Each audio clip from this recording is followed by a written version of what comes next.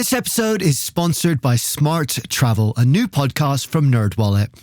You know that one friend who always finds the best travel deals, picks the right cards, and somehow ends up in first class for the price of coach? How do they do that? Well, Smart Travel is like that friend, but in podcast form.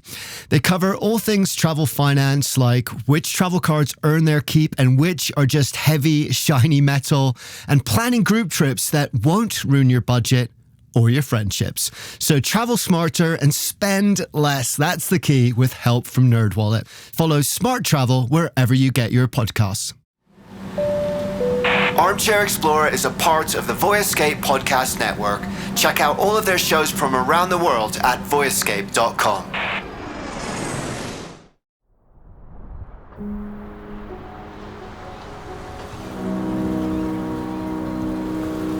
The closest I could get to describing it was like taking a dream out of your head and placing it into the sky. It was like a dream made real in the sky.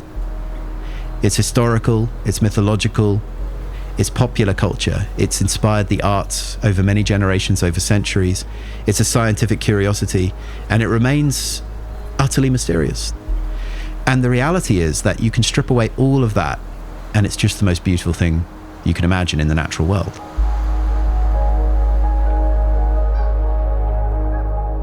Hey guys, welcome to Armchair Explorer. My name is Aaron Miller. I'm a travel writer and your host. And today we're going to take a journey along the coast of Norway, one of the most beautiful coastlines in the world. You've probably seen pictures of it, huge, spectacular fjords, and we're going to be following that coastline all the way to the northern tip of the country in the Arctic Circle. And we're in search of something very special, the Northern Lights. It's a trip I've wanted to take for years, and we are about to set sail. Are you ready? Let's go.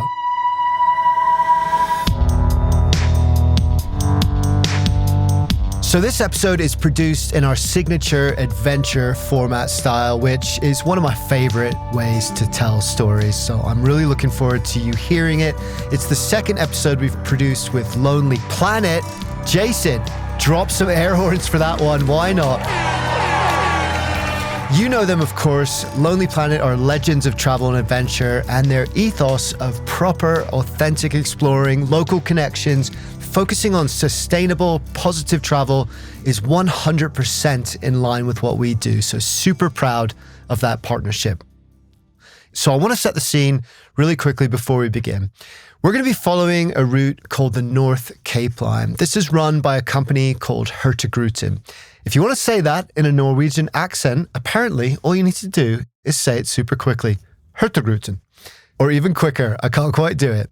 And the cool thing is, they're not just a cruise line for tourists, they're a working ship for locals too. It's one of the only ways to get around this coast in some places, and they are essential for the survival of these small coastal communities. They've been operating for more than 130 years here. They buy 80% of their food from local farmers and fishermen. They work exclusively with local people for their shore adventures. They're small ships, they're not big, horrible cruise lines, they're expeditions, and they are one of the most sustainable companies out there. So check out the show notes for more information about them and about how you can do this trip too. I think that's one of the coolest things about stories like this. We do a lot of stories that are big, big adventures, but not everyone has the time or inclination, frankly, to do some of those massive, massive trips. This is an adventure that all of us can do or can aspire to do. And I think it's one of the most spectacular and awe-inspiring ones out there. And that's why I'm sharing it with you today, because I think you'll like it too. Also, just a quick thank you before we get going to everyone that's left a review or shared an episode this series or got in touch with me. I really, really appreciate it, guys. It means a hell of a lot to me. We work incredibly hard on all this content, and I'm really trying to spread out our community to get these stories to as many people as possible. I've set quite a lofty ambition for that. I wanted to try and get 1,000 new listeners this series, which is actually pretty hard to do. We're on our way. Thank you so much for everyone that's helped so far. But for everyone else, I really need your help. So if you enjoy the show or this episode inspires you, the best thing you can do is to help spread the word. Share a post, leave a glowing 5-star review, or go old school and tell a friend who you think will like it too. It makes a huge difference. It really does. So thank you so much for whatever you can do. My Instagram is at armchair-explorer podcast. I'm on Facebook as well. So please connect with me there. I'd love to hear from you. If you like travel and adventure, we're going to get on well. But for now, get ready to set sail because the adventure is about to begin. When I look at the Northern Lights, I do feel very complex emotions. I appreciate the extraordinary beauty. I do liken it to art. I know that art strictly is a human expression, but there is an artistry of a sort within nature when it comes to the Northern Lights because it has a painterly quality to it that's quite unlike everything else. This is Tom Kerr's chief aurora chaser for Hurtigruten. And the aurora also, it's a kind of sunshine that we can only see at night. And so there is a tangible connection between our star, the sun, and our world. And I often think of the aurora as the end point of a series of very large invisible processes. So it's like a visible expression of this touch of the sun that's occurring on a massive scale, but in a manner that's totally invisible to us. And so I feel there's a certain scientific treasure there that we are being able to experience these huge physical processes and touch into them. But at the same time, there is also the historic view, and we are not really different from our ancestors who just within the last few thousand years entertained all manner of fabulous stories about the Northern Lights. The Sami, the indigenous people of Norway's far north, call the Northern Lights Govsov, the light you can hear, the light that speaks. They believe the aurora could arbitrate disputes between tribal elders. Instead of fighting, they would look up and let the lights argue instead. For the Norse, they were the reflection of shields carried by the Valkyries. In Finland, a cosmic fox racing across the sky, its tail sparking off the mountains. Science may have a different story today, particles from the sun interacting with gases in the Earth's atmosphere. But the lights are no less awe-inspiring for it, for what we are seeing is the invisible touch of our sun. And when we look up, perhaps we too will find stories and legends of our own. And maybe something more than that too. That's what we're chasing and what we will find under an Arctic sky. But that's coming up. For now, it's time to set sail. The beginning is really exciting, especially if you've been in Oslo, which, Oslo is a European capital. It's got museums, it's got culture and so on. But even the people from Oslo will admit that it's quite far removed from the wild Norway of the north, the wilderness of Norway that you're heading into. So you're kind of starting in the shallow end of the pool and you're going to start wading in, and it's going to get much more rugged as you go north. When you set sail and you leave out of Oslo, of course you have a sail away, you might have a little drink or whatever's your tipple, and you go out onto the deck maybe and watch the city start to disappear and watch the coastline start to get darker and darker as you get away from the urban nature of Oslo and out into the suburban areas with the small communities that live there. For the first few days in the southern part of the journey, we sail slowly north, stopping at small communities dotted along the shore. Stavanger, the best preserved collection of 18th century wooden houses in Europe, huddled together like they're keeping each other warm. Olsen, a city that burned to the ground in a single night in 1904 and was rebuilt into a burst of Art Nouveau architecture. Trondheim, founded over 1,000 years ago and rich in Viking history. But in between the small fishing villages and towns are the mountains and fjords that frame them. So the coast, it changes all the time. It's like looking at a movie or something. It's never the same picture. This is Andre Pettersen, the man responsible for Hurtigruten's food and community connections. First of all, you're in a lot of different fjords, in and out of fjords. And then you are surrounded with steep mountains a lot of the time. Then you're passing small villages. People are waving their flags when we pass by. And you have these small houses, cabins. You have amazing fjords. You have waterfalls. And then you have the snow-capped mountains. And the sea is like a glass when it's like no wind. And you just feel like you're sailing through something that Edvard Munch has painted or something like that. And also, if you are so lucky to go into the Troll Fjord, it's a really narrow, small fjord, but it feels like you can touch the mountain from the ship. That close it feels. And then you turn in there, you have these high mountains around, some snow on it. It's just breathtaking. And the best part of it is that it's more or less untouched. You don't see a lot of people, it's not overcrowded, and you think, is there actually living people here? It's that kind of feeling you will get. I talked to a lot of captains over the years, and all of them are saying that the most beautiful coastline is Norway's coastline. So it is special.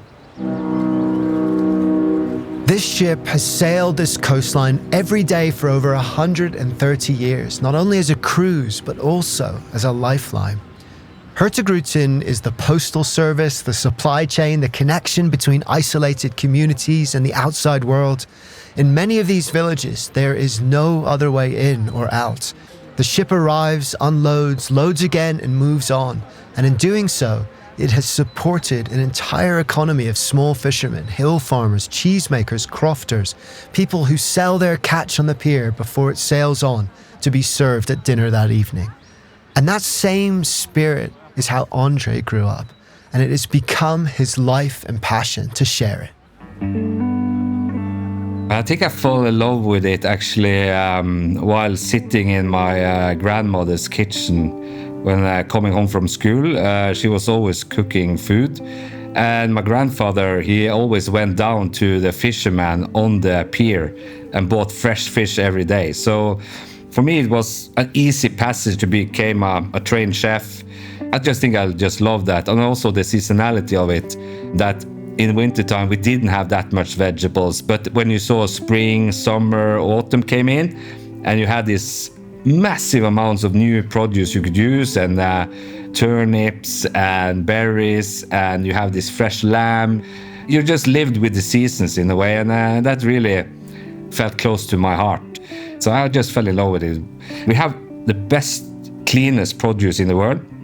It's untouched before we pick it or forage it or whatever we do. So it's really raw, authentic food. We visit a cheesemaker in Jaren whose family has worked the same farm for 300 years, passing their recipes down through generations like inheritance. We stop at the herb farms of Hardanger, where wild sorrel and sea purslane grow on cliff edges above the fjord, the lamb of the Norwegian mountains, raised on mountain grass and coastal brine.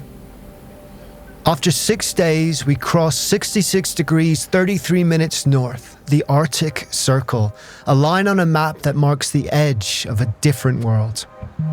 On board, the moment is marked with ceremony. King Neptune appears on deck. Ice cubes go down the back of anyone brave enough to volunteer. Perhaps there's a glass of cloudberry wine for those who survive it. And something changes too, not just on the map, but in the air itself. The temperature drops, the light shifts. And soon on the horizon, the Lofoten Islands appear in snow and silence. Sheer granite walls rising straight from the sea like someone planted a mountain range in the middle of the ocean and forgot to add the foothills.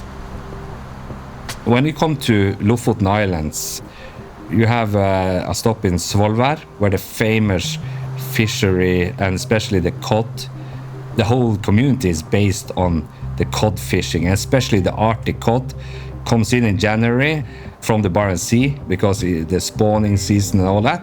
And then you have the fantastic produce you only can get for 3 months. So that is my favorite place, and it's these big fishing competitions, and it's a big festival there, and the light is back because it's been quite dark. The darkness is there for 6 months almost. And then in February it starts to get, the sun is back. The fish is boiling of fresh cod, Arctic cod. Andre is talking about the skrei from the Old Norse, meaning something that wanders, something in motion. And here in Lofoten, the whole community is built on its arrival every January when millions come to these waters to spawn. Svalbard is home to the largest cod fishery in the world. We walk the docks and the air is thick with the scent of it. a sea boiling with salt and cod. Further north, up in the icy waters of Finnmark, another tradition awaits, one that arrived by accident, stayed by force, and has become, in its own way, as much a part of this coastline's food story as the cod. King crab were introduced by Soviet scientists into the Barents Sea in the 1960s as an experiment in aquaculture. They have since migrated south along the coast of Finnmark in their millions, each one weighing up to 18 pounds, with legs that can span 3 feet long. You will go out with these small boats, in Kirkenes especially, where most of the people are doing it. We will go out with boats, fetch the crab. You will get to take pictures with it if you want, and then it's freshly cooked when you come in, and you will have this king crab buffet actually with 1 hour fresh king crab. Just will blow your mind actually. The taste and the freshness of it is just amazing. If you like lobster, you will love king crab. And then we sail on, always north, the coastline changing around us as we go. Softer greens giving way to harder edges, rock and snow, and the long blue silence of the sea. We do see some extraordinary Arctic cities that I really think are worth seeing at some point. One of them is Narvik, and if you go in the wintertime, after the snowfall, and my favourite month would be somewhere like February, for example, it's a winter wonderland of a kind that you would never see probably anywhere else in the world. And Narvik is quite famous for the quite dramatic action that took place there during the Second World War. There's a lot of World War II history in Norway, and you can find in many cities stories about what happened there. And, you know, it's quite inspiring, some of those stories as well from the Allied side. In April 1940, German forces seized the port of Narvik, its ice-free harbour, the key to Sweden's iron ore mines and Germany's war machine. 2 months of fierce fighting followed in the fjords and frozen mountain passes above the town. Norwegian, British, French, and Polish troops fighting together side by side. When they finally pushed the Germans out against the odds, it was the first major Allied land victory of the entire Second World War. From Narvik, we sail on, heading further north towards the city of Alta, our next stop 200 miles up the coast. The Arctic deepens, and every night is spent on deck, looking to the heavens, waiting for the show. I have a particular soft spot for Alta because in that city, you find multiple places where pioneering aurora research was completed. The very first or oldest surviving aurora photograph was taken in 1896 in Alta by Martin Brendel, a German scientist and tourist. And subsequently, so much aurora research was performed in Alta. In 1899, Christian Birkeland, famous Norwegian scientist, he established his aurora observatory on the summit of a mountain not far from Alta. So when we're sailing in and out of Alta, we can actually see the observatory on the summit. It's like a building right on the top of that mountain, and it's a beautiful sight because right there at that observatory, Christian Birkeland solved really the major top-down equations that tell us how the Northern Lights are formed. So Norway is hallowed ground for aurora scientists. If you'll pardon the contradiction, it is the spiritual home of aurora science. But Alta is not only hallowed ground for aurora scientists, it sits at the gateway to the Finnmark, Norway's vast Arctic plateau, the ancestral home of the Sami people. These were probably the first people living that far north in Norway. They are the indigenous people of Norway. They have a really rich tradition. They live in tribes, following the reindeer from winter, where they have the reindeers in the wintertime. Then they move down to a different area, maybe at the sea in summertime. And they are living and breathing with the reindeers. So all the families living in these tents, and they're just moving and using everything in the reindeer. Nothing goes to spoilage. So they are like interconnected with the reindeer farmers. So and then being there for thousands of years. And I'm really proud that we have that in heritage in Norway.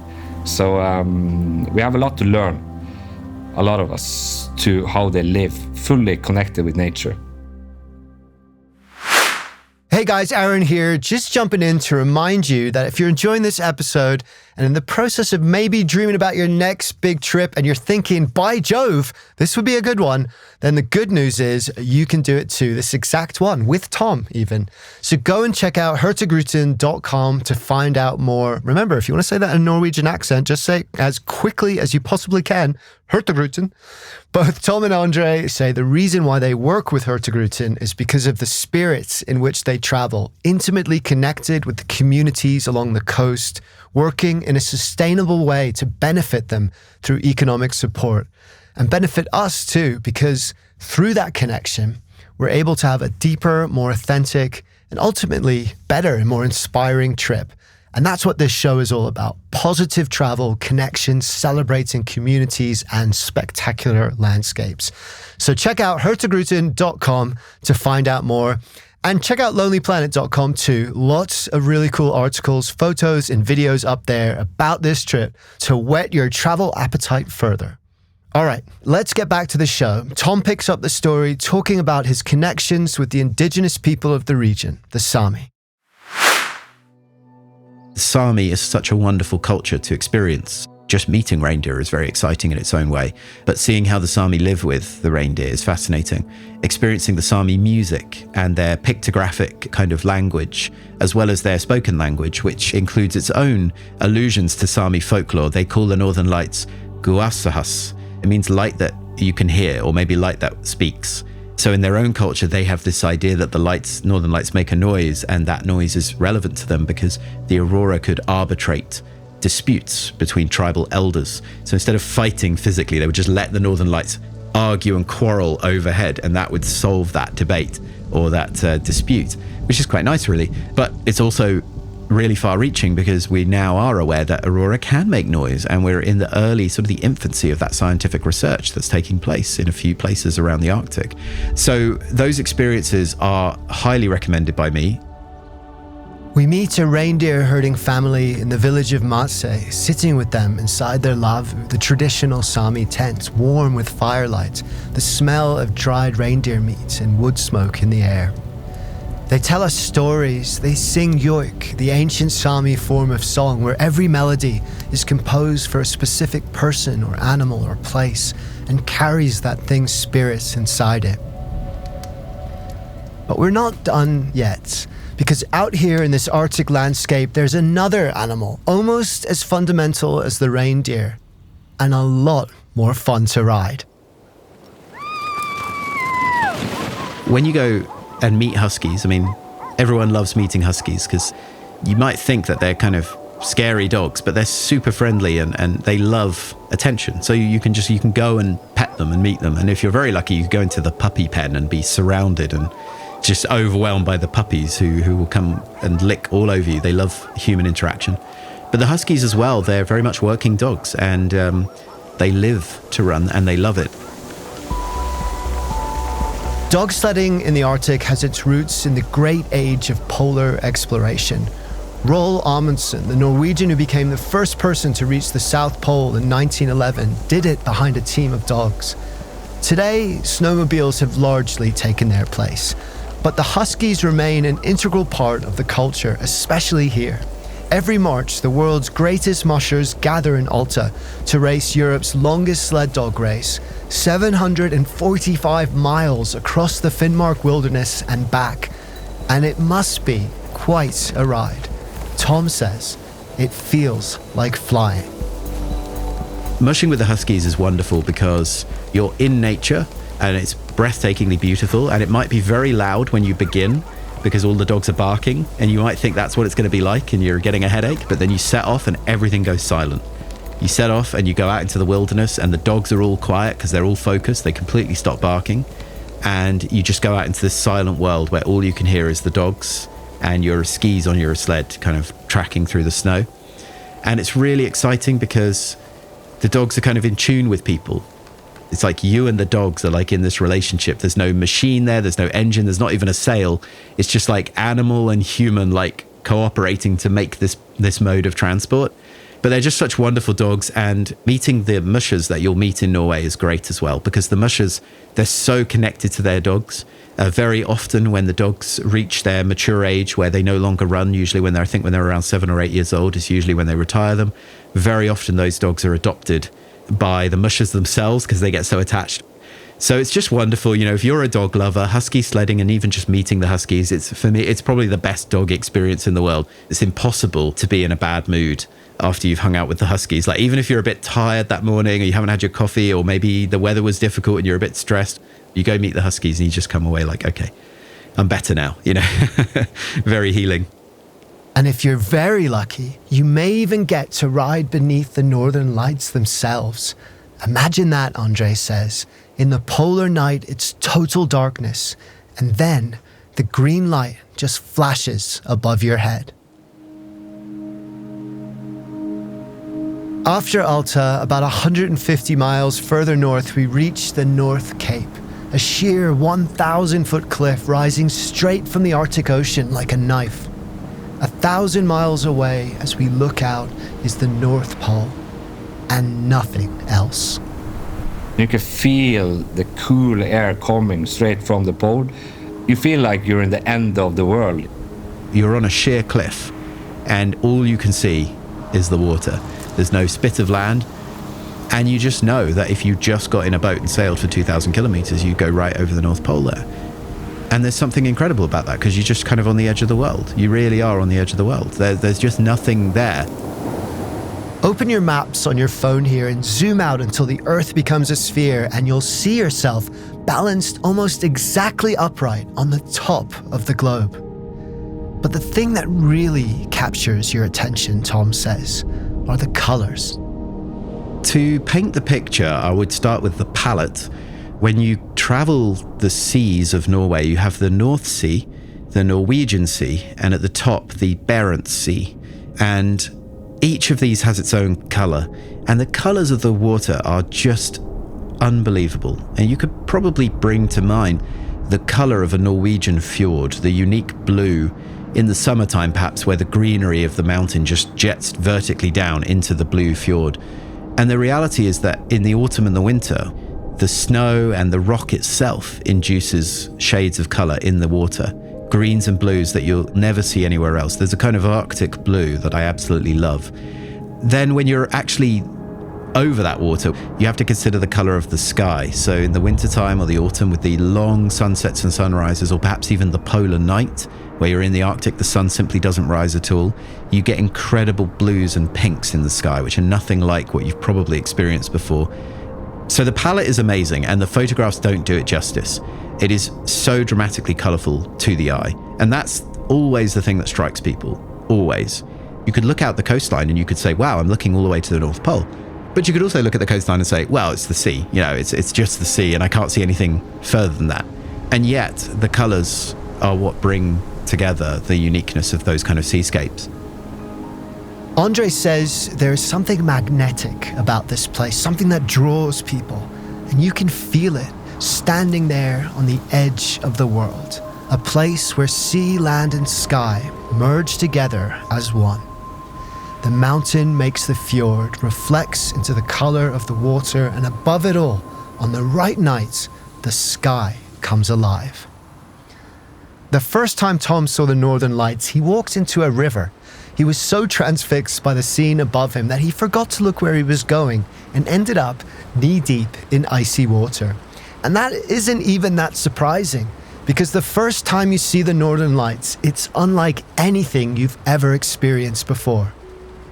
I remember it really well because I was around 6 years old, and my grandmother and my grandfather said, I don't know, I think it's this novel they tell children or something like that, but they told me, don't wave a white flag or a napkin or something white to the Northern Lights, because then it would come and take you or something like that, they told me.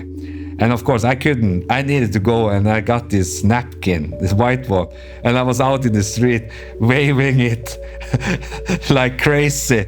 But then I was a bit afraid, because then it just exploded. I remember it was pink, it was violet, it was green, and I'd never seen that amazing Northern Lights ever since. But what I can say is that over my house, I probably see Northern Lights every week. But every time I see it, I will go out in my garden and look at it because it's so special. But when you see it, you just want to see it again and again and again. And it's never the same.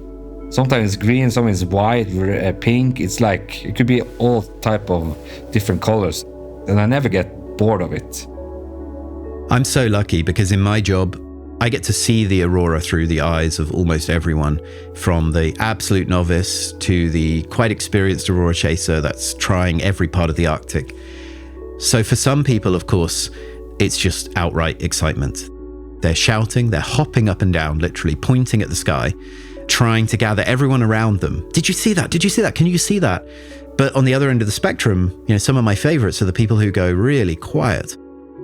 Maybe they're just spiritually connecting to the site and they're kind of overwhelmed, or they're pondering the science, and they're thinking about the scientific processes at work and trying to spot things that they've been looking out for.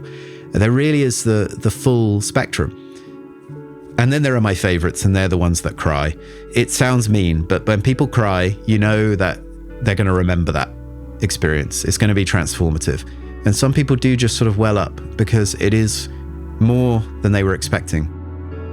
Tom describes aurora hunting like going on safari, a galactic safari, in search of the rarest of animals, the snow leopard, in the sky. It is elusive and shy. It only comes out once in a while. It requires patience and time to see. And that, Tom says, is why this journey is so special, because you are almost guaranteed to see it. So one of the best things about traveling all the way up the coast of Norway is that you have multiple nights north of the Arctic Circle. So you're having an extended stay in the realm of the Northern Lights. Now, it might be cloudy when you get into the Arctic, but you're always on the move. And the chances are that we're going to sail somewhere where the sky is clear. And when that happens, that break in the clouds can be everything that you need. But meanwhile, if you're positioned in one place only and the weather is sitting over you, you're going to feel quite trapped. So I really like being on the move, and the ship supplies that. I think that sailing to see the lights is especially fun because you are in between beautiful landscapes. And there's no question to me, Norway is the most beautiful coastline in the world. Without question, the way the mountains meet the sea there is so dramatic. It belongs in a Tolkien or a Disney story. Truly astonishing. And to have that place where the sea and the sky meet, that line between the sea and the sky, be so beautiful, that has its own appeal, but it really elevates, from, in my opinion, the scale and the impressive nature of the Northern Lights. Let's imagine we're at the bar. It's right on top of the ship with huge panoramic windows. We've just had a great meal, some fresh Arctic cod from Svalbard perhaps, cheese and vegetables from a farm down south which we grabbed on the way up.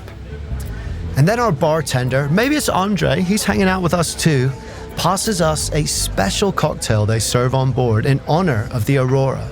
Layers of blue, green and pink liquid swirling with, I kid you not, edible glitter inside, sparkling like stars. We take the drink outside to the observation deck, looking north into the sky, the Milky Way reflecting in the still dark water of the night. And then, just in front of that river of stars, something starts to move. The aurora comes in many forms. In the very north of Norway, you will see the aurora fully detached from the horizon. And now you're going to start to see the curls, the knots, the folds that occur within these auroral bands, or curtains as some call them. And as they migrate and come overhead, you have every opportunity to be surrounded by aurora, at which point you can witness one of the white whales for all aurora chasers, a corona, or the crowning aurora, where up in the center of the sky, from your perspective, the infinity point is just the gap in the sky almost, and the aurora is raining in every direction around you. And if you're right underneath it, and as you sail, it sort of drifts with you. You can be underneath that corona for many minutes and absolutely spellbound. Our eyes are sensitive to green light, so it also tends to be the first color we notice when looking at the aurora. But on exceptional nights, the strong red emission above, which is almost like a scarlet black in the sky to our eyes, is really dramatic. And when the aurora is very excited, right at the bottom, you can get this very strong pink band. And this is formed by nitrogen molecules emitting a mixture of red and blue light. And as then the thing we can't even express here, unfortunately, in audio, you just have to see it for yourself, is the way the aurora dances and moves. They can race across the sky if the energy is suddenly released, or they can just gently drift. It depends on the time of night, it depends on the activity, and so many other factors. But each and every one of these is a compelling sight in its own way and has its own unique qualities, whether it's this docile, calm, serene beauty in the north, or whether it's the most dramatic, explosive release of energy happening overhead. I think each is a really remarkable experience in its own way. The closest I could get to describing it was like taking a dream out of your head and placing it into the sky. It was like a dream made real in the sky. The place where the sea and sky meet, mountains and fjords framed by an aurora sky. Those colors, green and pink and red, shimmering on an Arctic sea. But that raw nature has another effect on us too. The Norwegians call it friluftsliv, literally open air life. But it holds a deeper meaning too. Friluftsliv is a celebration of the outdoors as a biological imperative, a recognition that because we have evolved in nature, we are part of it, and staying connected to nature is essential for our health, not just our happiness. And that is what this journey is all about. It's just integrated in Norwegian heritage to be outdoor. That could be like taking in the nature and the silence and just breathing the fresh air or whatever it is. But that's an interlinked part of the Norwegian living. I think the connection with nature is quite important. I think a lot of generations, a lot of big cities and I have lost that connection. Just to get out in that fresh air, you feel like you're just relaxing, your shoulders are lower, you can think better, more freely, get perspective on things. I think that is friluftsliv for us. It's just to get out of the city, get out from work or the office or whatever it is, just to be outdoors and be humans again. I think the aurora is just the sky's greatest treasure. It offers us a contemplative experience. We can go inside of ourselves, or we can go out into the wider culture that we belong to, or we can sidestep to someone else's culture and experience what their ancestors saw when they looked at the lights. It's historical, it's mythological, it's popular culture, it's inspired the arts over many generations, over centuries, it's a scientific curiosity, and it remains utterly mysterious. And the reality is that you can strip away all of that, and it's just the most beautiful thing you can imagine in the natural world.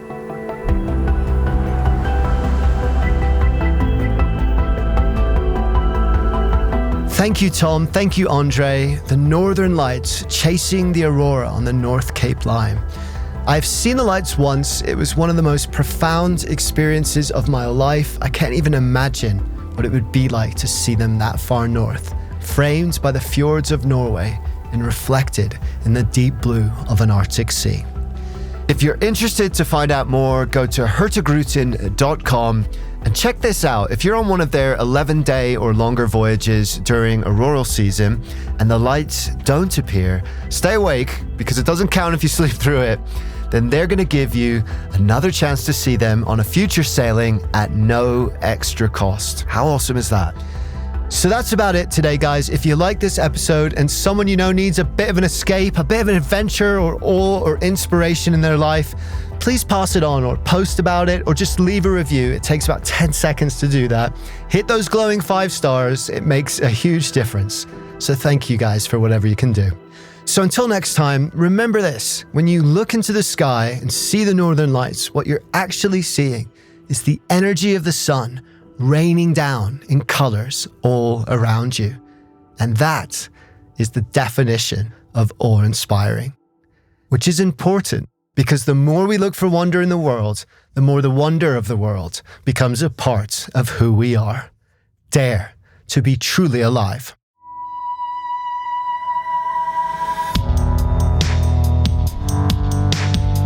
Armchair Explorer is produced by Armchair Productions. You can find our other shows at armchair-productions.com. I wrote and presented this episode, and Jason Patton did the audio editing and sound design. Thanks again for listening, guys. I'll see you next time.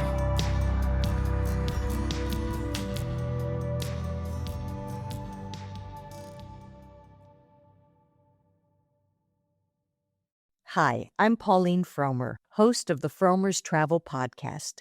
We post new episodes weekly, detailing the kinds of money-saving tips and cultural insights that will make your trips richer without making you significantly poorer. We do so by interviewing real travel experts like TV host Samantha Brown, Fromers authors from around the globe, and such public figures as Free Solo's Alex Honnold.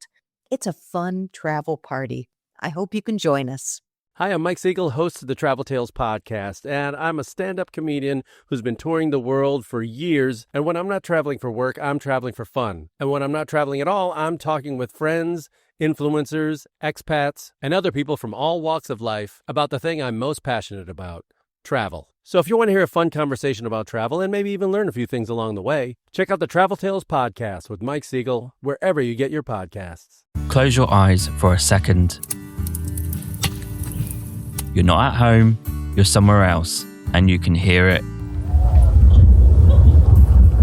This is the Winging It Travel Podcast, and I'm James Hammond, recording my travels as they happen, capturing real moments, real places, and the sounds that make each journey unforgettable.